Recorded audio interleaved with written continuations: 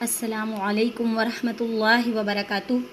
خیرکم من تعلم القرآن وعلمہ، تم میں سے بہترین شخص وہ ہے جو قرآن سیکھے اور سکھائے۔ آج لیسن نمبر 2 مفردات یعنی کہ حروف تہجی۔ حروف تہجی کو کس طرح پڑھتے ہیں، اس کی ادائیگی کس طرح کرتے ہیں، یہ آج میں آپ کو سکھاؤں گی۔ الف کی ادائیگی کو جلدی سے ادا کرتے ہیں۔ الف با جو دو حرفی ہوتا ہے، یعنی جس حرف میں دو آوازیں آئیں اسے ایک الف کی مقدار میں لمبا کرتے ہیں۔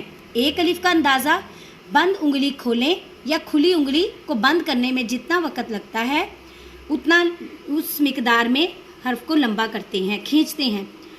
با الف آپ نے پڑھنا ہے با دونوں ہونٹوں کے تری والے حصے سے ادا ہوتا ہے۔ جس حرف میں 3 آوازیں آئیں، مثلا جیب، اب اس میں 3 آوازیں آ رہی ہیں، جیب، یا، میم۔ جیم میں 3 حرف ملتے ہیں تو جیم بنتا ہے، تو اس کو 5 الف کے برابر لمبا کرتے ہیں۔ 5 الف کا اندازہ مٹھی بند کریں ایک ایک کر کے انگلی کھولیں۔